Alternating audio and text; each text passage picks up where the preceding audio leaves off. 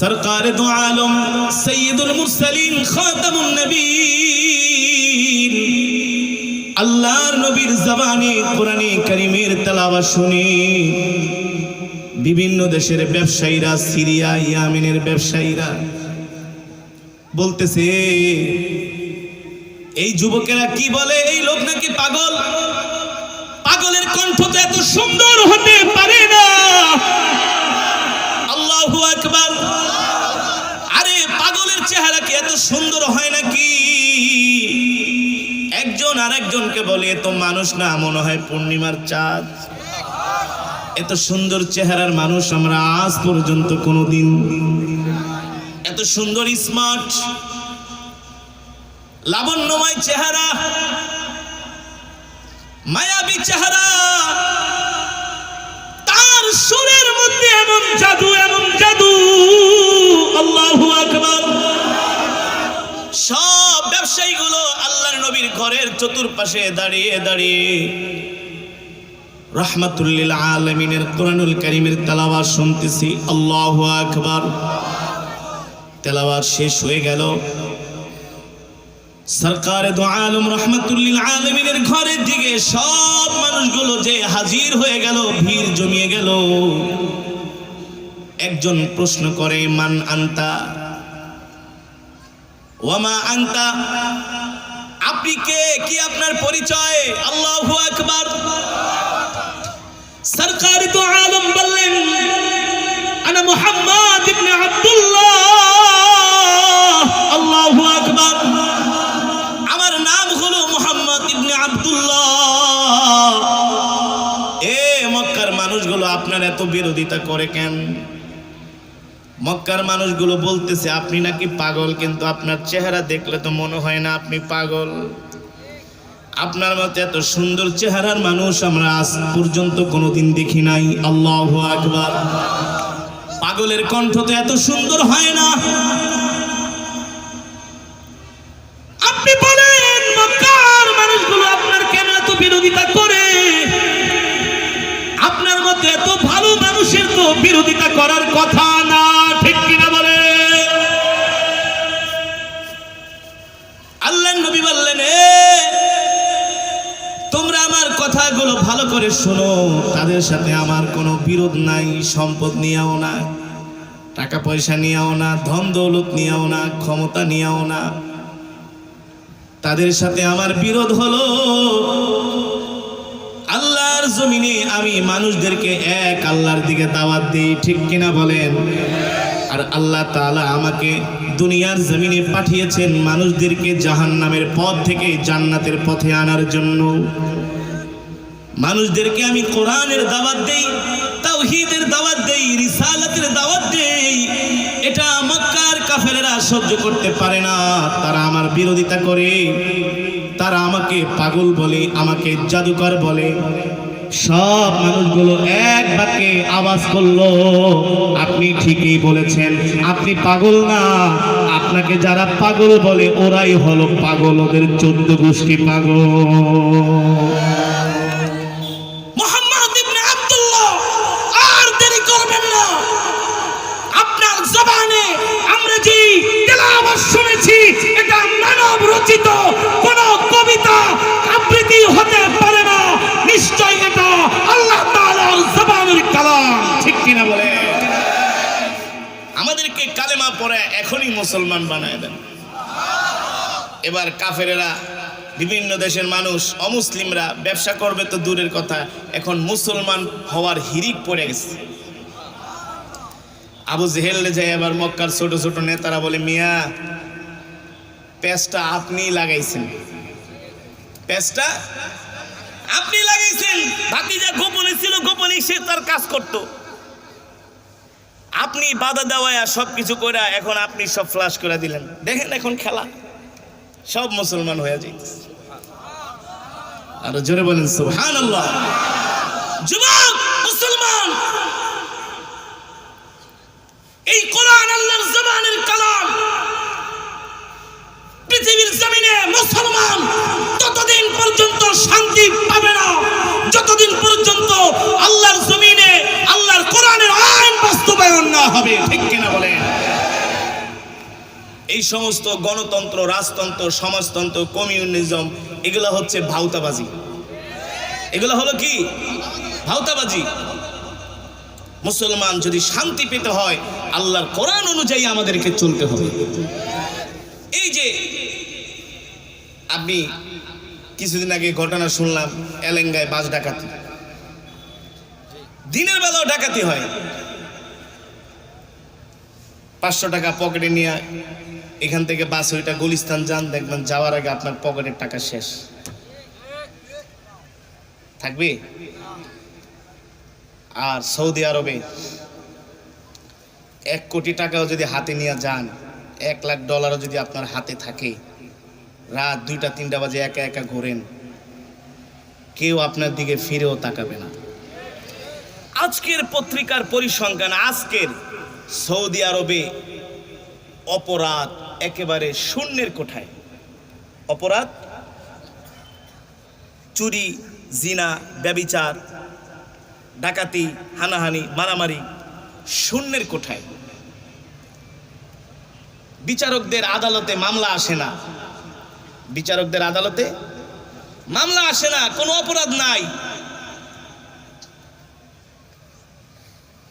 একজন বিবাহিত মহিলাকে,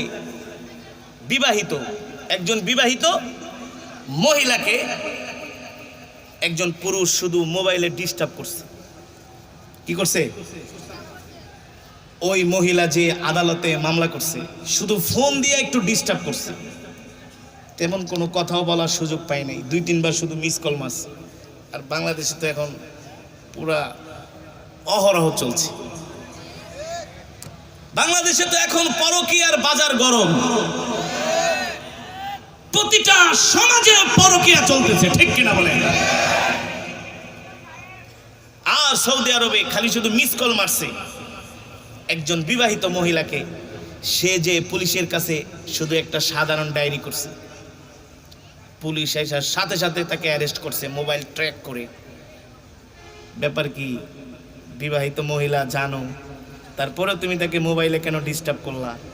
এই যে তোমার কল লিস্ট, কয়বার কল দিয়েছো, সব ডকুমেন্টস আছে। আদালতে ধইরা নিয়ে কোনো কথা নাই, নগদে 5 বছরের জেল, নগদে। আর আমাদের দেশে আইন হলো, কোনো একটা ছেলে মেয়ে যদি সমবয়সী হয়, তারা যদি একসাথে থাকে, মিলামিশা করে, তাহলে বাংলাদেশের আইনে এটা কোনো অপরাধ না, এটা কোনো অপরাধ না। শুধু জেনারেল শিক্ষিতদের জন্য। আর আলেমরা যদি বিবাহ করে তারপরেও অপরাধ। আলেমরা বিয়ে না করলো কি সুন্দর আইন বানাইছে, ফাইজলামের একটা সীমা আছে। ইফতিজিং বন্ধ করতে পারেন নাই, প্রশাসন ধর্ষণ বন্ধ করতে পারে নাই, পারছে? এই প্রচলিত আইন দিয়া ইফতিজিং, ধর্ষণ কিয়ামতের আগের দিনও বন্ধ করা যাবে? যাবে না। আইন আইনের জায়গায় থেকে যাবে, কার্যকর হবে না। কিন্তু কোরআনের আইন প্রতিষ্ঠা করেন, ইফতিজিং, ধর্ষণ, চুরি, ডাকাতি, দুর্নীতি 1 রাতের মধ্যে বন্ধ। 1 রাতের মধ্যে মোড় ঘুরে যাবে, ঠিক কিনা বলেন? 1 রাতের মধ্যে মোড় ঘুরে যাবে, সব পরিবর্তন হয়ে যাবে। শুধু কোরআনের আইন দিয়ে দেশ চালান, বেশি না হাতে গোনা 5টা আইন করেন। তেল সিন্ডিকেট বন্ধ হয়ে যাবে, পিএস সিন্ডিকেট বন্ধ হয়ে যাবে, চাউল সিন্ডিকেট বন্ধ হয়ে যাবে, রিজার্ভ থেকে ডলার চুরি বন্ধ হয়ে যাবে। ওটা তো করবেন না। আলেমদের কথা তো আপনাদের ভাল লাগে না, বললে বলবেন হুজুররা জঙ্গিবাদী কথা কয়। না, আলেমরা যেটা বলে এটাই আসলে সত্য কথা। আপনারা যেটা বুঝাইতে চান এটা হলো ধোঁকা, ভাউতাবাজি। আসেন এবার রাষ্ট্রীয়ভাবে যদি কোরআনের আইন নাও হয়, আমরা যদি ব্যক্তিগতভাবেও আল্লাহর কোরআন অনুযায়ী চলি। আল্লাহ কোরআনে বলছেন, ওয়ালা তাকরাবুজ জিনা ইন্নাহু কানা ফাহিশা। জিনা, ব্যভিচার করা হচ্ছে ফাহিশা কাজ, ঠিক কিনা বলেন? আমরা যদি কেউ জিনা ব্যভিচার করি তাহলে হাসরের ময়দানে আল্লাহর আদালতে আমাদেরকে দাঁড় করানো হবে, বিচার করা হবে না ভাই? এখন দুনিয়ার আদালতে বিচার না হলো আল্লাহর আদালত থেকে কি পার পাওয়া যাবে? তাহলে এই বুঝ, এই ভয়টা কখন চলে আসবে? যখন আমরা আল্লাহকে ভয় করব, আল্লাহর কোরআন অনুযায়ী চলবো, ঠিক কিনা বলেন? এ কারণে আমাদের প্রত্যেকটা মুসলমানের ঈমানি দায়িত্ব হলো আমরা যার যার জায়গা থেকে আল্লাহর কোরআন অনুযায়ী চলব। মিথ্যা কথা বলার পারমিশন আল্লাহ আমাদেরকে দেয় নাই, দিয়েছেন? জোরে বলেন। মানুষের উপর অত্যাচার করার পারমিশন আল্লাহ আমাদেরকে দেয় নাই। সবলের উপরে, দুর্বলের উপরে সবল অত্যাচার করবে, এই পারমিশন আল্লাহ আমাদেরকে দেয় নাই। মানুষের সম্পদ মেরে খাবো, এই পারমিশন আল্লাহ আমাদেরকে দেয় নাই। ক্ষমতার দাপট দেখায়া একজন মানুষকে কষ্ট দিব, এই পারমিশন আল্লাহ আমাদেরকে দেয় নাই। সুতরাং যার যার জায়গা থেকে যদি আমরা আল্লাহর কোরআন অনুযায়ী যদি আমাদের জীবন যাপন পরিচালনা করি, তাহলে আমাদের সমাজের মধ্যে, রাষ্ট্রের মধ্যে, ঘরের মধ্যে অপরাধ শূন্য হয়ে যাবে, ঠিক কিনা বলেন? শান্তি বিরাজ করবে, শান্তি আসবে ঘরের মধ্যে। আল্লাহর কোরআনের আইন ছাড়া, আল্লাহর কোরআন মানা ছাড়া আমরা কশিনকালেও শান্তি পাবো না। এ কারণে দোস্ত, বন্ধু, যুবক, যেভাবে করে আমরা কোরআনুল কারীমের তেলাওয়াত করি, তেলাওয়াত শুনি, এভাবে করে আমরা আল্লাহর কোরআনের আইন, আল্লাহর কোরআনের বিধান, আল্লাহর কোরআনের যে কথাগুলো আল্লাহ আমাদেরকে বলেছেন, যেই নির্দেশগুলো আল্লাহ আমাদেরকে দিয়েছেন, আমরা সেটা মেনে চলার জন্য আমরা চেষ্টা করব ইনশা। তাহলে আমরা মুমিন হয়ে যাব। কি হব ভাই? মুমিন হয়ে যাব, মুত্তাকিন হয়ে যাব, পরহেজগার হয়ে যাব, আমরা জান্নাতি হয়ে যাব। অথচ এই কোরআনের জন্য আল্লাহ নবী কত মার খেয়েছেন, উহুদের ময়দানে দান মোবারক শহীদ করেছেন, কত সাহাবীরা আল্লাহর কোরআনের জন্য জীবন দিয়েছেন। আমরাও সেই নবীর উম্মত, আমরাও সেই আল্লাহর বান্দা, আমরাও সেই সাহাবীদের দেখানো পথ অনুযায়ী আমরা চলবো, সেই মত অনুযায়ী আমরা চলবো। আমরা যার যার অবস্থান থেকে আমরা আল্লাহর কোরআন অনুযায়ী আমাদের জীবনটাকে চালাবো ইনশা। রাজি আছেন তো? রাজি আছেন তো ইনশাআল্লাহ? সন্তানদেরকে শিক্ষা দিব, মিথ্যা কথা বলবা না, মানুষের সাথে ধোঁকাবাজি করবা না, মানুষকে কষ্ট দিবা না, মানুষ কষ্ট পায় এমন কোনো কাজ করবা না। এই আল্লাহর বিধানগুলো যদি, হুকুমগুলো যদি আমরা পুঙ্খানুপুঙ্খানুভাবে মেনে চলি, আমাদের সমাজেও ইফটিজিং থাকবে না, আমাদের সমাজে মাদক থাকবে না, আমাদের সমাজে চুরি ডাকাতি হানাহানি থাকবে না, আমাদের সমাজটা হয়ে যাবে শান্তির সমাজ, ঠিক কিনা বলেন?